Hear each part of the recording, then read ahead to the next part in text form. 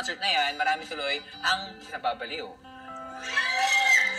sa pag-ibig. Tuloy na lang, syempre, ng Crazy in Love team na mag-MU.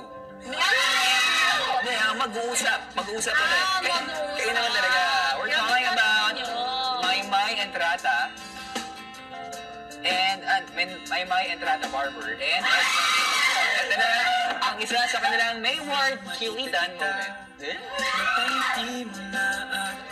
moment. May, sayo na ang burger ni Nonong. Sayo na. Sabi niya? Hindi, he said, yun lang yung burger, bahala. Oo. Sayo. You want to have it? Or... Hot. Sige, hot.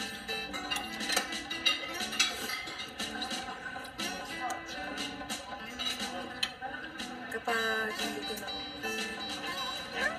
Sige na nga.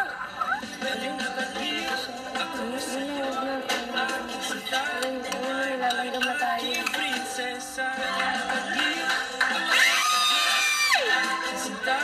Ano yung reaction nila? Pwede mo natin pakita direct? Tsaka maganda yung On nakasama. cue, ang reaction nyo in 3, 2, 1, go! Grabe siya, oh! Kanyari. Hindi, pero ramdam na ramdam natin yung kilig eh. Kasi hindi man sila yung... Pwede kong sabihin couple, di ba? Hindi naman sila yung couple na... Or pair. Or magjowa na... Hindi pa ba? Hindi pa ba? Kasi kahit hindi nila aminin, parang inamin nila sa atin na may something talaga eh. Di ba? Yun yung mga Tsaka kung moments na... napansin nyo, di ba pinag-usapan natin to, lagi silang may mga moments na ganyan sa bahay, pero hindi na masyadong pinapansin ng mga co-housemates nila. Kasi parang para sa kanila, natural, normal, Normie. Tsaka dyan nagsimula yan eh, yung mga kulitan na friendship na ganyan. Di ba?